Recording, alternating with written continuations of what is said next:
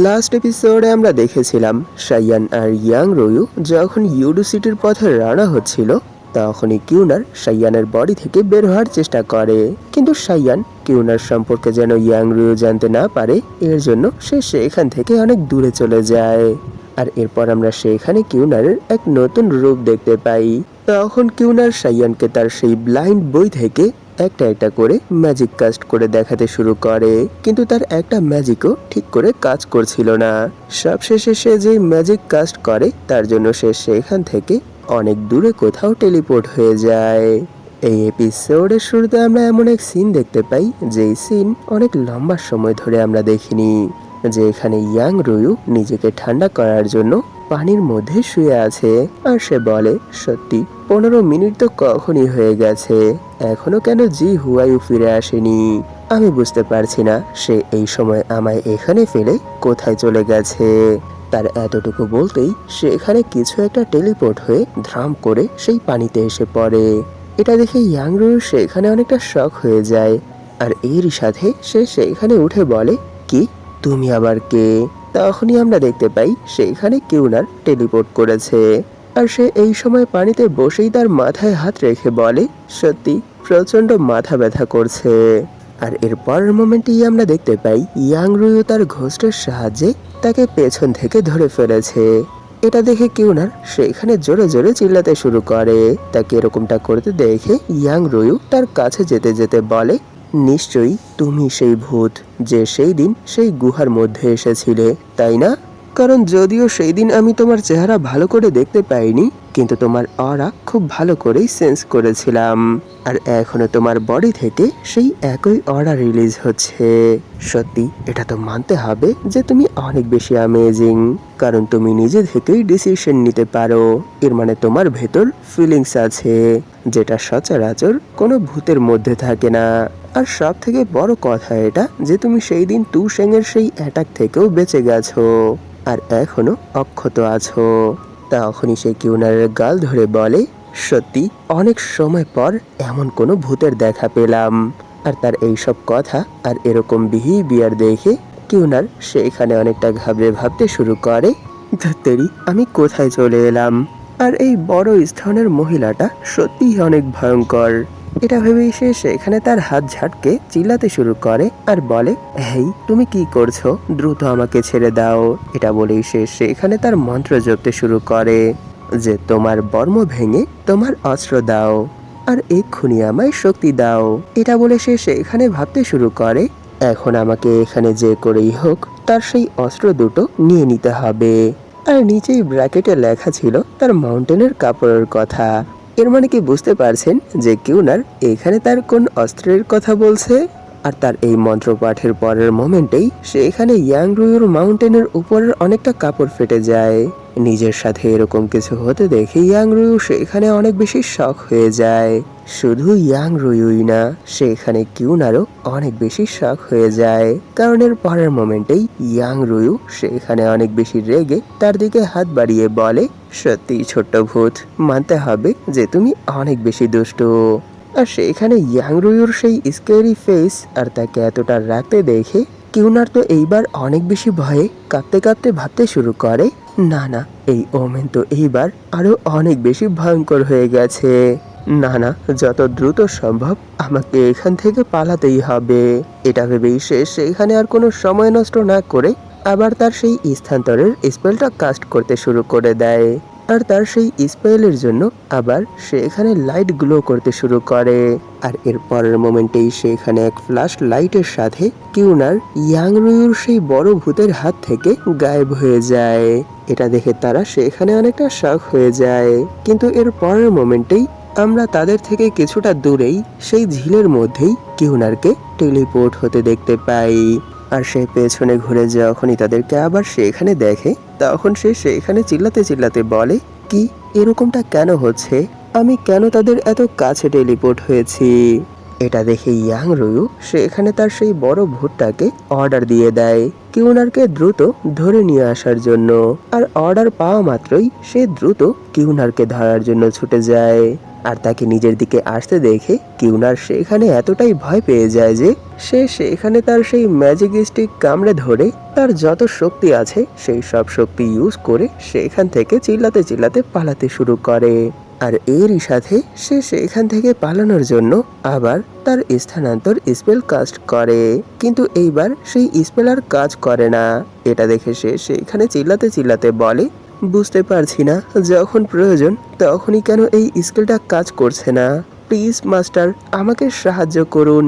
তখনই সিন সাইয়ানের উপর শিফট হয়। সে এই সময় আকাশে উড়ে এদিক ওদিক কিউনারকে খুঁজছে আর তাকে আওয়াজ দিচ্ছে। তখনই সে অনেক দূর থেকে কিউনারের সাহায্যের আর্তনাদ শুনতে পায়। এটা শুনে সেও সেখানে অনেকটা শক হয়ে সেই দিকে তাকায়। তখনই আমরা দেখতে পাই কিউনার এখনো তার জান প্রাণ দিয়ে ইয়াং রুয়ুর সেই ভূতের হাত থেকে বাঁচার জন্য ছুটে যাচ্ছে। আর এরই সাথে মাস্টার মাস্টার বলে সাহায্যের জন্য চিৎকার করছে। আর সাইয়ানকে দেখা মাত্রই সে সেখানে আর কোনো সময় নষ্ট না করে তার পেছনে চলে আসে। আর এরই সাথে কাঁপতে কাঁপতে বলে, মাস্টার প্লিজ আমাকে তার হাত থেকে বাঁচান। এইসব দেখে সাইয়ান সেখানে একটু রেগে বলে, হেই ইয়াং রুয়ু, তুমি তার সাথে এইসব কি করছো? এটা বলে সে সেখানে ভাবতে শুরু করে, কি এটা কি ইয়াং রুয়ুর ঘোস্ট? সত্যি দেখতে তো তাকে অনেকটা ডেঞ্জারাস মনে হচ্ছে। এটা শুনে ইয়াং রুয়ু তার সেই ঘোস্টের সাহায্যেই বলে, সিচুয়েশন দেখে তো মনে হচ্ছে এখানে এই প্রশ্নটা তোমার না আমার করার কথা, তাও তোমাকে। তখনই সে সেখানে এসে বলে, দেখো সে আমার সাথে কি করেছে, দেখে তো মনে হচ্ছে যে এই ভূতটা তোমার। এর মানে কি তুমি আমার সাথে তাকে এরকম কিছু করতে পাঠিয়েছিলে? তার কাপড়ের এই অবস্থা দেখে সাইয়ানো সেখানে একটু ঘাবড়ে কিউনারের দিকে ঘুরে জিজ্ঞেস করে যে কি হয়েছে কিউনার, তুমি কি তার সাথে এরকম কিছু করেছো? এটা শুনে কিউনার সেখানে কাঁপা কাঁপা গলায় বলে, সত্যি মাস্টার, এর জন্য আমি দুঃখিত।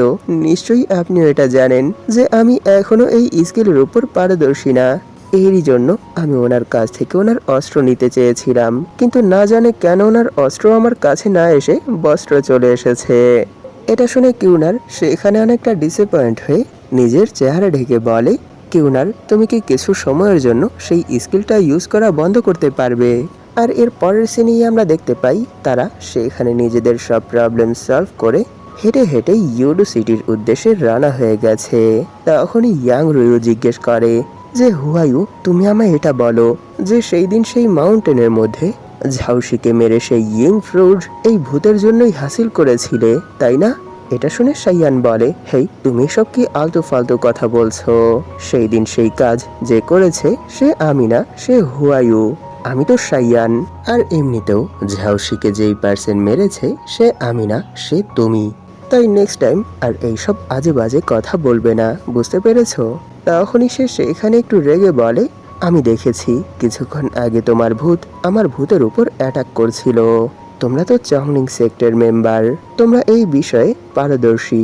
তাহলে বলো, যদি কোনো পার্সন তোমাদের ভূতের উপর অ্যাটাক করে তাহলে তোমরা এর বিরুদ্ধে কেমন অ্যাকশন নাও? এটা শুনে ইয়াং রুয়ু সেখানে একটু মুখ ফুলিয়ে বলে, কি আমার ভূত? তোমার ভূতের উপর তো কোনো অ্যাটাক করছিল না, তারা তো মজা করছিল। আর সব থেকে বড় কথা হলো এটা যে সেই সর্বপ্রথম আমাকে খেপিয়েছিল। আর তোমার কি মনে হয় যদি সত্যি আমি তাকে মারতে চাইতাম তাহলে কি সে এতক্ষণে বেঁচে থাকতো? কখনই তাকে মেরে ফেলতাম। এটা শুনে সাইয়ান পেছনে ঘুরে বলে, হ্যাঁ হ্যাঁ আমি বুঝতে পেরেছি। আর এমনিতেও আমি এখানে তোমার সাথে তর্ক করতে করতে অনেকটা ক্লান্ত হয়ে গেছি। আর একটা কথা মাথায় রাখো যে নেক্সট টাইম তুমি আমাকে আর হুয়ায়ু বলে ডাকবে না। আমার নাম মিস্টার সাইয়ান, তাই তুমি আমায় সাইয়ান বলেই ডাকবে, বুঝতে পেরেছো? এটা শুনে ইয়াং রু সেখানে অনেকটা খুশি হয়ে বলে, হ্যাঁ আমি বুঝতে পেরেছি, এখন থেকে আমি তোমাকে মিস্টার সাইয়ান বলেই ডাকবো, ঠিক আছে? তখনই সে সেখানে অনেক কিউরিসিটির সাথে জিজ্ঞেস করে যে আমি আগেও এমন ভূত দেখেছি যাদের নিজের বিবেক আছে, যারা নিজে থেকেই চিন্তা ভাবনা করতে পারে, কিন্তু আজ পর্যন্ত আমি এত স্পেশাল ভূত দেখিনি যে টেলিপোর্টেশন ম্যাজিক সহ বস্ত্র ছিনিয়ে নেওয়ার ম্যাজিকও কাস্ট করতে পারে। তাই প্লিজ মিস্টার সাইয়ান, আমাকে কি আপনি এটা বলতে পারবেন যে আপনি এই ভূতটাকে কোথায় পেয়েছেন আর কিভাবে পেয়েছেন? এটা শুনে সাইয়ান সেখানে অনেকটা ইরিটেট হয়ে বলে, সত্য বলতে কি আমি তাকে এমন এক জায়গা থেকে পেয়েছি যেই জায়গায় আমি আর চাইলেও যেতে পারবো না, সেটা অনেক দূরে। তাই এইসব কথা বাদ দাও। এইসব শুনে ইয়াং রুই বলে, প্লিজ আর একবার চেষ্টা করে দেখো, হয়তো আমরা আবার সেখানে যাওয়ার মতো কোনো রাস্তা খুঁজে পাবো। এটা শুনে সাইয়ান সেখানে তাকে ডাইরেক্ট মানা করে দেয় আর বলে, না, এইসব আলতু ফালতু কথা বন্ধ করো। আমি প্রথমেই বলেছি যে সেখানে যাওয়া যাবে না, তাই তুমি এখানে আমায় এর জন্য যতই রিকোয়েস্ট করো না কেন, আমি কোনো রিকোয়েস্টেই সাড়া দেব না, বুঝতে পেরেছো? আর সেখানেই আমরা ইয়াং রুইয়ের ঘোস্ট আর কিউনারকে দেখতে পাই। তারা সেখানে ইশারায় ইশারায় কোনো এক বিষয়ে কথা বলছে। তাকে এতটা রুড হতে দেখে ইয়াং রুইও সেখানে হাল ছেড়ে দেয় আর বলে, ঠিক আছে, যেহেতু এরকমটা করা সম্ভব না, সেহেতু এখন আর কি করার। এটা বলেই সে সেখানে তার সেই ঘোস্ট মেইলিংকে আওয়াজ দেয়, কিন্তু তার ঘোস্ট তার ডাকের কোনো সাড়া শব্দ কিছুই করে না। আর এর কিছুক্ষণ পরও সে যখন তার ঘোস্টের কোনো রেসপন্সই পায় না, তখন সে সামনে কিছু দেখে অনেকটা শক হয়ে সেখানেই দাঁড়িয়ে যায়। কারণ আমরা সেইখানেই কিউরারকে অনেক বড় এক কাঠের হাতুড়ি নিয়ে কারোর ওপর অ্যাটাক করার জন্য দাঁড়িয়ে থাকতে দেখতে পাই। আর এরই সাথে সে সেইখানে বলে, তাহলে বলো তুমি কি এখন এর জন্য প্রস্তুত? তখনই আমরা দেখতে পাই ইয়াং রুইয়ের সেই ঘোস্ট মেইলিং নিজের বুকের উপর অনেক বড় এক পাথরের স্ল্যাব নিয়ে বলে, হ্যাঁ আমি প্রস্তুত। আর সেই স্ল্যাবের আশেপাশে আমরা আরো দুটো ঘোস্ট দেখতে পাই। তখনই কিউনার বলে, ঠিক আছে, তাহলে আমি এখন অ্যাটাক করছি। এটা বলেই সে তার বুকের উপর রাখা সেই পাথরের উপর আঘাত করে, যার জন্য সেই পাথরের উপরও ক্র্যাক পড়ে যায়। কিন্তু মেইলিং এর কিছুই হয় না, সে খুব সহজেই সেই অ্যাটাক সহ্য করে নেয়। এটা দেখে সেখানে মেইলিং সেই দুটো ভূত সহ কিউনারও অনেক বেশি খুশি হয়ে যায়। আর এরই সাথে সে সেখানে হাসতে হাসতে বলে, সত্যি মেইলিং, এটা তো মানতেই হবে যে তুমি অনেক বেশি স্ট্রং, আর এরই সাথে অনেক বেশি অ্যামেজিং। আর সত্যি আমি এর জন্য দুঃখিত, কারণ আমি লাস্ট টাইম তোমাকে বলেছিলাম যে তুমি অনেক বেশি ক্রুয়াল, কিন্তু না, আমি সেই সময় ভুল ছিলাম। এইসব দেখে ইয়াং রুইও সেখানে অনেক বেশি শক হয়ে যায়। আর সে সাইয়ানকে জিজ্ঞেস করে যে, কি হয়েছে সাইয়ান, তুমি কি আমায় বলতে পারবে যে তারা এখানে কি করছে? এটা শুনে সাইয়ান সেখানে এক ইসমাইলের সাথে বলে, দেখতে পাচ্ছ না যে এখানে কিউনার আর তোমার ঘোস্ট এই সময়টাকে এনজয় করছে? এটা শুনে তো ইয়াং রুইও সেখানে অনেক বেশি শখ হয়ে ভাবতে শুরু করে, কি, এটা কি করে হতে পারে? কারণ আমার জানা মতে মেইলিং এর কোনো জ্ঞান বুদ্ধি বলতে কিছুই নেই।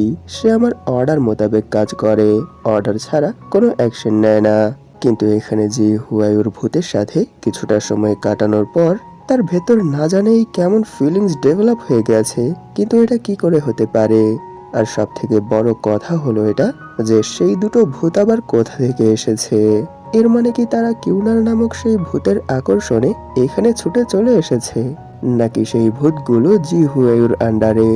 এইসব ভেবে ইয়াং রুইউ তার ভূত, এর মানে মেইলিংকে আওয়াজ দেয় তার কাছে আসার জন্য। এই আওয়াজ শুনে সে ইয়াং রুইউর দিকে তাকায়। তখনই পেছন থেকে কিউনার বলে, কি হলো মেইলিং, তুমি কি এখন আর আমাদের সাথে খেলবে না? কিউনারের ডাক শুনে মেইলিং আবার কিউনারের দিকে ঘুরে তাকায়। আর এরই সাথে সে ইয়াং রুইউর দিকে না যেয়ে কিউনারের কাছে আসতে শুরু করে। এটা দেখে ইয়াং রুইউ সেখানে একটু রেগে তার ভূতকে ফোর্সফুলি নিজের ভেতর নিয়ে নেয়। আর এরই সাথে অনেক বেশি শক হয়ে ভাবতে শুরু করে, কি, এটা কি করে হতে পারে? কারণ আমি যখন মেইলিংকে ডেকেছি তখন সে আমার ডাকে সাড়া দিয়েছে, কিন্তু এর পরের মোমেন্টেই সেই ভূতটা যখন মেইলিংকে ডেকেছে তখন মেইলিং তার ডাকেও সাড়া দিয়েছে। শুধু এটাই না, সে আমার অর্ডার উপেক্ষা করে তার দিকে যেতে শুরু করেছিল। সে এরকমটা কি করে করেছে? সত্যি এরকম কিছু তো আমার সাথে আগে কখনোই হয়নি। তার ভেতর এরকম ফিলিংস কি করে এসেছে?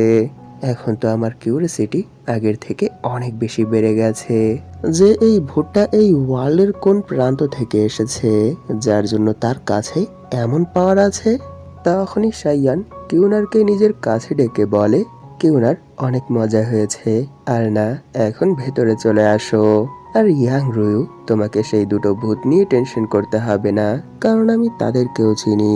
আর এখানে যা কিছু হয়েছে এটা নিয়েও মাথা ঘামানোর কোনো দরকার নেই, কারণ এই সব কিছুই শুধুমাত্র এক মিসআন্ডারস্ট্যান্ডিং। বুঝতে পেরেছো? কিউনারের এরকম অ্যাবিলিটি আর শাইয়ানের এইসব কথা শুনে ইয়াং রুয়ু সেখানে অনেক বেশি শক হয়ে ভাবতে শুরু করে তার কাছে শুধু জংলিং সেক্টের বিরুদ্ধে লড়াই করে তাদেরকে ডিস্ট্রয় করার মতো মার্শাল আর্ট টেকনিকই নেই। তার কাছে এমনও এক অদ্ভুত ভূত আছে যে ভিন্ন ভিন্ন এমনও অনেকগুলো অ্যাবিলিটি ইউজ করতে পারে, যেই সম্পর্কে আমরা আগে কখনোই শুনিনি। সত্যি হুয়ায়ু, আমি তোমাকে আগেও অনেকটা মিস্ট্রিয়াস ভাবতাম, কিন্তু এখন তো তোমায় দেখে মনে হচ্ছে সেই ভাবনা চিন্তাকে ছাড়িয়ে এখন তুমি আরো অনেক বেশি মিস্ট্রিয়াস হয়ে গেছো। এখানে ইয়াং রুইউর জি হুয়াইউকে নিয়ে এইসব টেনশনের সাথেই এপিসোড এখানেই শেষ হয়ে যায়। ভিডিওটা শেষ করার আগে আপনাদের কাছে আমার একটা রিকোয়েস্ট আছে। আপনাদের মধ্যে যারা এখন পর্যন্ত এই চ্যানেলটাকে সাবস্ক্রাইব করেননি তারা প্লিজ সাবস্ক্রাইব করে দিন, আর এরই সাথে এই ভিডিওটাতে একটা লাইক করে দিন, যাতে করে ইউটিউব এই ভিডিওটাকে নতুন নতুন মানুষের কাছে পৌঁছে দিতে পারে। ধন্যবাদ আপনাদের এই পর্যন্ত দেখার জন্য। তাহলে দেখা হবে এর পরের এপিসোডে।